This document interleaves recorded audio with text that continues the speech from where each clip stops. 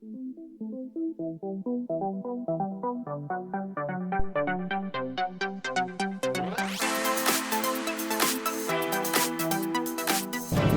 we're gonna do a job right now.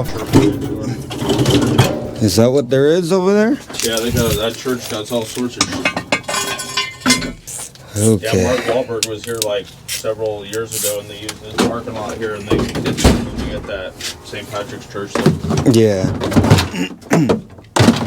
One of his shitty movies where he was a pastor, I guess. Oh, it's called Father Stew. All right. And thermostat. So they did the thermostat and then did the lifter tick because the thermostat threw the code for being stuck open. On this car? Yeah. It's common. It happened around the 100,000 miles on my Challenger I had too. Yeah. Yeah. Oh yeah, it looks like it, dude. And it could just be liquid from yesterday too. If it's green, it's that degreaser from the car wash, and then I had over-the-counter, degreaser from the store too. There we go. I double soaked that. Bloop. Came in with like a blue car, like a blue Altima or something, and left with a gray one. Did a whole engine swap. Probably stole it. Oh man. That's not put back either. Oh, this is just hanging here. Look at that. They didn't even put that back. Holy crap, who did this?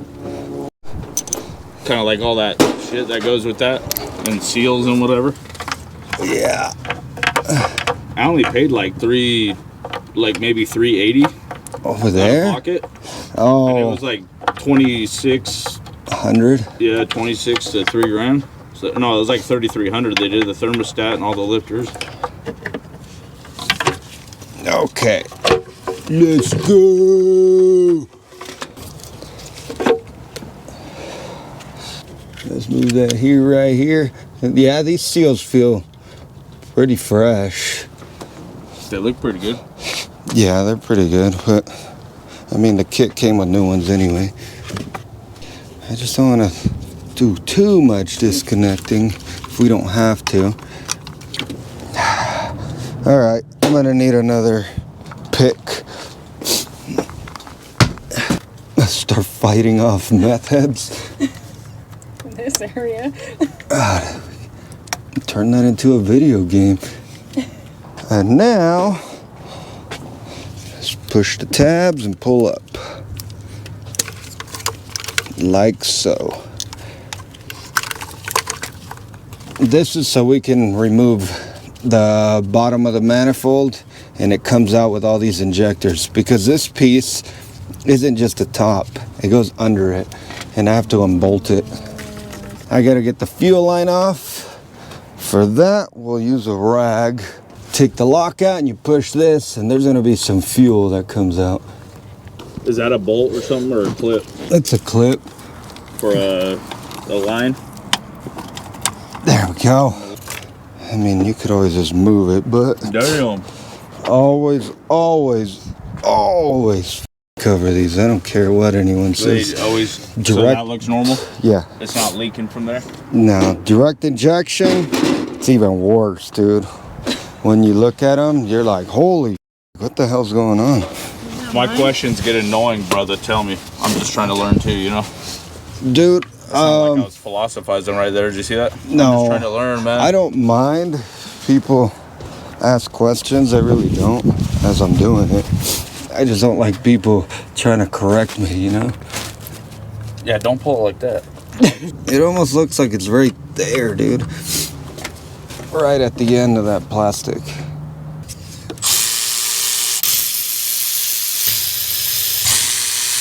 So Socrates. Is it because I'm Mexican? Silence is. I didn't want to chime in on that one. I'm just kidding. Yes, Jerry. Yes. Yes. Like I had a sweeper one day come out and smash his girl in the car and leave, and then I found like rooms and not done.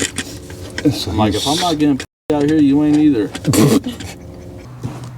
Yeah, those old ones were toasty, man. So it's a good thing this came with new ones. Yeah, look at the injector face. Try not to get on that, cause. All right, so first job is done. It didn't take too long, a little under 2.5 hours. Oil cooler on that Jeep. Next job, about 16 minutes away, but we're gonna grab something to eat, then we're gonna get back on the road. On our way to, where are we going? Kearns, Taylorsville? It's a jumble. It's Kearns, Taylorsville, West Valley. It depends on what port. Basically, where they all meet. I used to hang out with the girl that would buy meth pipes around the corner from here. Let's just say that friendship didn't last long. Oh look, that's the gas station she would buy meth pipes from.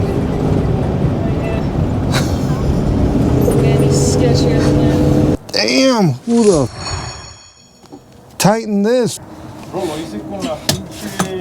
No mames. Oh, you did it? God damn, Hercules, man. I was like, you don't have to do it. I don't like doing this. Jesus. Oh man.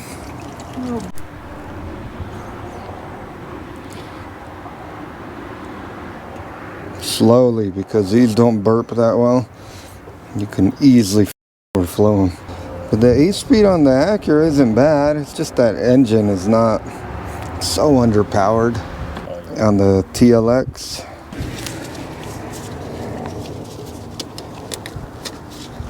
You know, for being an actual Honda tool, you would think they'd give you enough room.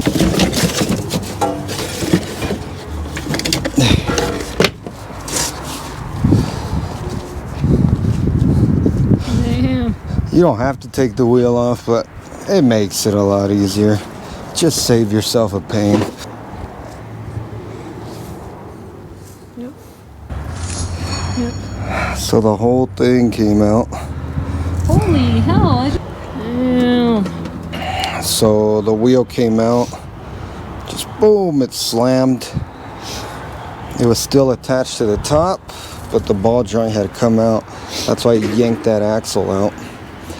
But let's take a look at that ball joint, the subframe. I can't tell. Oh yeah, look at that fucking ball joint. It's literally just the ball sticking out. That's crazy.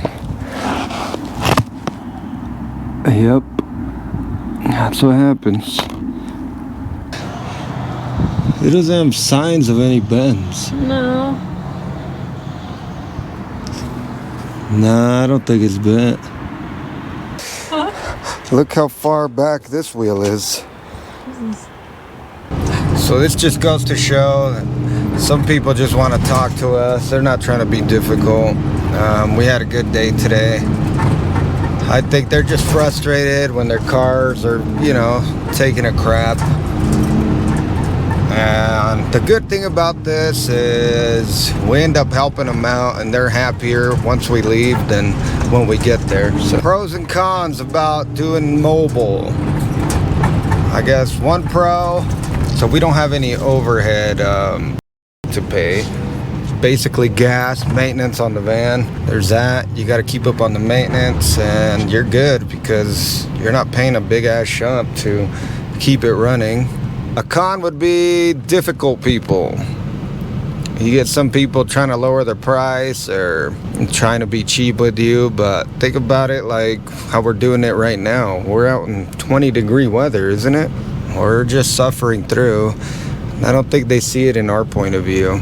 Another thing is they don't realize when you're an actual certified tech, you went through school, you did the work, you worked at shops, you've gained a lot of experience. And now another pro is you get to help people, and to be honest, I mean, talking with them, they're always like joking around, they're just having a good time sometimes, just talking with you. So yeah, you get to help people, and I guess you gotta like what you're doing too. I mean, if you don't like what you're doing as a shop or whatever, I don't know, sometimes I feel like I'm a lot happier because they're happier.